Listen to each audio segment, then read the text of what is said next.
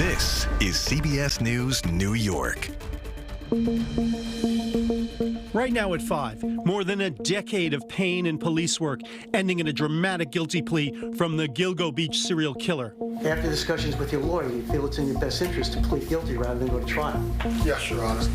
From the first deadly discovery We're looking at that we could have a serial killer. to a shocking arrest in Midtown Manhattan and today's guilty plea, a case that gripped the nation ends with an admitted serial killer finally being brought to justice for the deaths of 8 young women and the families left tormented for years.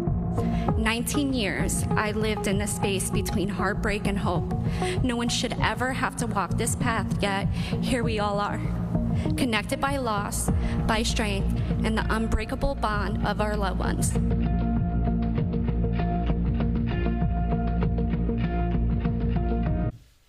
Good evening to you. I'm Christine Johnson. I'm Dick Brennan, in for Jessica Moore. Rex Heuermann avoided trial today by admitting his guilt in the Gilgo Beach killings. The now infamous Long Islander pleaded guilty to killing 7 women and admitted to killing an 8th person. We have been following this case now for more than 15 years, starting with the first deadly discovery on Gilgo Beach. It would take more than a decade for a new task force to take a fresh look at this case. In July of 2023, we woke up shocked to word that an architect was arrested near his Midtown office building. And today, families of the victims heard Heuermann admit his guilt. We have team coverage right now. Ali Bauman is in Massapequa Park, where Heuermann lived for years. Jennifer McLogan and Carolyn Gussoff have been covering this case from the beginning. We begin with Carolyn, who was in the courtroom today. Carolyn, that must have been a moment of truth. Absolutely, indeed. Truth for once. After 8 murders and decades of mystery, this case finally resolved today as Rex Heuermann admitted in rapid-fire succession in court that he essentially is the Gilgo Beach serial killer. A dramatic reversal that ends years of cold cases and haunting uncertainty. Do you understand that by pleading guilty to a charge, that is the same as if you had gone to trial and been found guilty of that charge?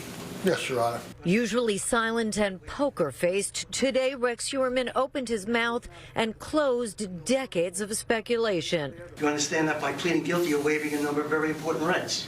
Yes, Your Honor. After maintaining his innocence for nearly 3 years, he changed his pleas to guilty, confidently confessing to all 7 murders and an 8th killing he wasn't yet charged with, Karen Vergata, who disappeared in 1996. Her body parts also discarded near Gilgo Beach. Answering a rapid list of questions, he said he caused each murder dating back to 1993 by strangulation and then dismembered and discarded the bodies. This defendant walked among us, play acting as a normal suburban dad, when in reality, all along, he was obsessively targeting innocent women for death. Today, he was exposed for exactly what he is, a sadistic, soulless, murderous monster. Victims' families who packed the courtroom wept as Heuermann matter-of-factly answered each of the prosecutor's questions.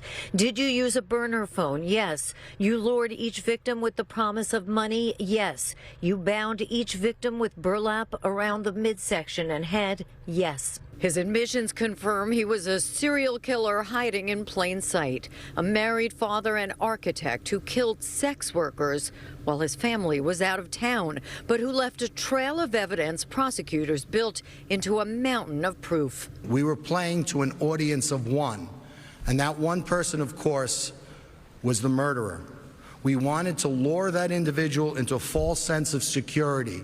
We wanted him to think he got away with this. The search for a serial killer began with the disappearance of Shannon Gilbert in 2010 and the gruesome discovery of 10 victims' remains along desolate Ocean Parkway near Gilgo Beach. Years later, the break came from a long-ago overlooked clue, a unique truck linked to Heuermann in Massapequa Park, where victims' phones last pinged. His DNA from pizza crust he threw away then matched hair found on the victims. Investigators say the evidence revealed a portrait of a prolific killer, a sadist who obsessively searched online for violence, and about the Gilgo murders, and wrote a chilling planning document for how to kill and avoid detection. There came a point in this defense where Rex said, I want to plead guilty. Heuermann's attorney says he may have changed his plea to spare himself and his family details that would have emerged in a trial, and he claims he's responsible for no other murders. His ex-wife and daughter claim they didn't ask him to change his plea and knew nothing about the heinous crimes under their own roof. She never wanted to believe the man she was married to for 27 years, the father of Victoria, would be capable of committing such heinous acts. Like so many others, she is still trying to process what was just revealed inside that courtroom. Heuermann faces 7 consecutive life sentences on June 17th, finally bringing an end to a killing spree that spanned almost 2 decades. Those victims, their names were not always known. They were nameless for so many years. But today, they found justice. And picking up that part of the story of these young women who were killed so viciously at such a young age is my colleague Jennifer McLogan. It was sad not only in the courtroom, but it was so sad here at this Brentwood facility for law enforcement, where they were gathered, just some walking in with walkers, tears, a grandfather holding a sign, That's sisters. Right. Children who were 3 years old when their mothers were killed. They never knew them. And all grown up. Oh, I mean, a lifetime ago. Totally. Some of these murders dating back to 1993. So we want to just spend some time with them right now and give them their due. They were 8 young women, their lives cut short.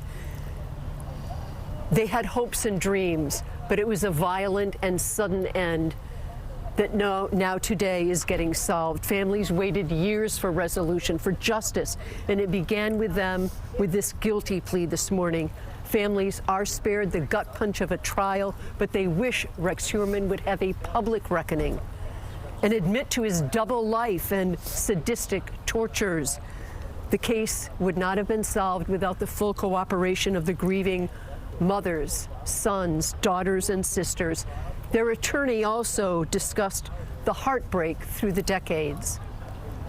It was bittersweet for them to be in court and hear the defendant plead guilty to the murder of their loved one and the manner of their death.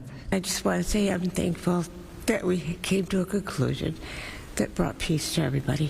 I am glad that this is over as far as him pleading guilty. It took a big chunk of stress off of me and my family. We are forever thankful for the work that led us here. Finally, a sense of relief. The guilty plea brings solace, and I like to thank everyone who had a part in that fight for justice. 8 families never gave up hope, coming together in such tragedy when the world, it seemed, had given up on them, but not law enforcement. Rodney Harrison, Geraldine Hart, Ray Tierney coming in, a new team with fresh ideas, a cold case cracked, and Dick and KJ, a proud day for them, also with determination that other cold cases can now be solved in the future. Jennifer McLogan, Carolyn Gussoff, thank you for your incredible reporting throughout these years and, of course, culminating into today. Yeah, and then the unimagined pain of these families, what they've been through for decades. It's just extraordinary, the resilience they've shown. Well, to break down the case further, we're joined by 2 experts. One, the aforementioned Rodney Harrison. He's the former police commissioner for Suffolk County, as Jennifer said. And for legal analysis, we're joined by trial attorney Richard Schoenstein. So, Rodney, let's begin with you, since Jennifer gave you a shout out there. You were there when the case was cracked and when the arrest was made. What was Heuermann's reaction the day that he was arrested? Quiet. Kept to himself. Didn't admit to anything, not even one question. Why are you grabbing me? What is this about?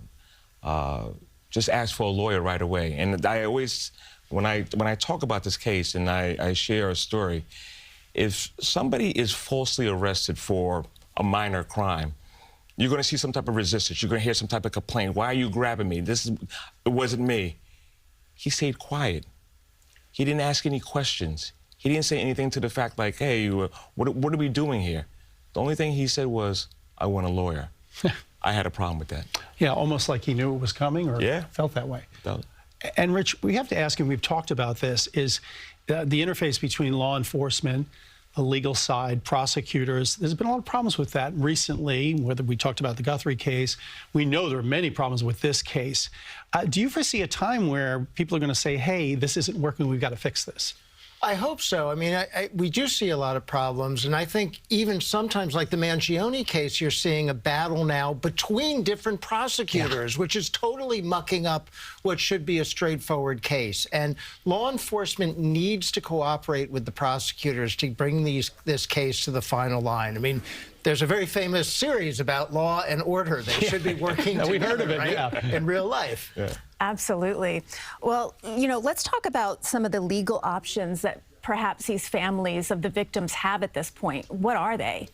So I gather there's going to be some civil litigation. There was a lawsuit filed this week by one of the victims. Rex Heuermann himself is not likely to have any assets. It's going to be pointless to go after him. I think this lawsuit is going after the family members who may be in line to make some money selling their story. Now, that's perfectly legal to do. They are arguably victims, unless they're not victims, which is yet to be established. They haven't faced any charges. If they were participants, it would be a whole other thing. And I think that may be part of what this lawsuit alleges. Now, one name that wasn't mentioned today, a victim indeed, Shannon Gilbert. And we've heard her name. We've seen her story. It was very dramatic. It's been played out. It was in a 911 call. This is a woman who died one night. Many people suspected that she was part of the Rex Heuermann case. What did you guys find? So just based upon my part in the investigation, taking a look at the details and the evidence that was recovered in that, and doing interviews with John Ray and kind of hearing his version, and you know, John Ray could have sworn that she was coupled in with the rest of the bodies that were discovered. She was found along the strip, but a little further down. She was found, not just a little bit down, 5 miles down. 5 miles down. As well as in the opposite side of the street. Okay. So just based upon that and based upon my investigative history and experience of hearing the audio of the 911 tape, we came to a determination that it was an unfortunate situation and a tragic accident and not connected to the other Gilgo victims that were discovered.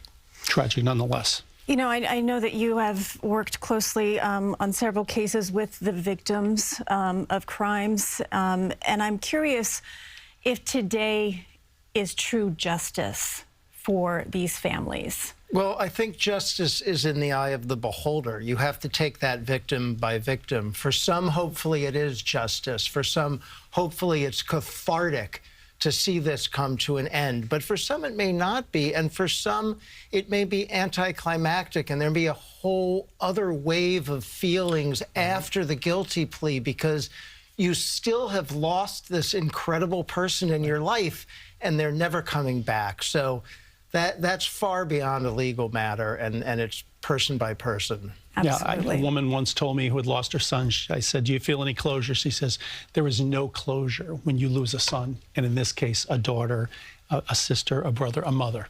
Just awful. Both of you, thank you so much for your expertise. We do appreciate it. We wish we could keep the conversation going. Yes. For years, though, the Gilgo Beach case left an unsettling feeling in Heuermann's Massapequa Park neighborhood. Ali Bauman returned to the neighborhood today. She joins us live from outside the home. Ali, the day Rex Heuermann was arrested, I remember the neighborhood was absolutely engulfed by people everywhere, people with their phones going. It looks like a different scene today. It absolutely is. This is actually the closest. Today has been the closest that I've ever come to this house, because when we were here 3 years ago, right after he was arrested, we were kept by police further down the block. It was, you know, crime scene tape everywhere. And for weeks after that, the house was still taped off. So to be here today, where it is a normal neighborhood, is a little bit unsettling. But Dick and Christine, Rex Heuermann's aging home here had always stood out to neighbors on this block, even before he was arrested. And today's guilty plea gives some kind of closure to his children and his neighbors. Rex Heuermann's daughter and stepson pack up the car after court Wednesday, getting ready to leave with the therapist who says she's been working with them since their father's arrest in 2023. They're wonderful. They're good people. She says Heuermann's children were as prepared as they could be for his guilty plea. Accepting, struggling, like everything else, right? They're having a hard time, but they accept it and they're okay with it, and they will figure it out. They don't have a choice. Outside court earlier, Heuermann's ex-wife asked for privacy. My thoughts and prayers are with the victims and their families. Their loss is immeasurable, and the focus should be on them at this time and moment. After his arrest in 2023, his Massapequa Park home became the center of a media firestorm as investigators dug up their backyard searching for evidence. I've been following it since day one. Yeah. And I know I'm crazy, but it's just amazing to me that this person lived here for so many years. And so many years it fell by the wayside. Residents and neighbors we spoke to said today's guilty plea speeds up the inevitable. We all knew he was guilty. And I think if he went to trial, everybody would have thought he was guilty. He didn't want to prolong this thing because everything that he said, was going to happen in the court, all his ghost things are going to come out. So I don't think he wanted to hear that. And the question out here turns to what becomes of this house. Does the family stay and it continues to be a tour stop for true crime enthusiasts? Or do they leave, tear it down, and erase the dark cloud that has been hovering over this neighborhood? Christine and Dick? A tourist stop for true crime enthusiasts. That's the new world we live in. It is. It is. Allie Bauman, thank you. Yeah.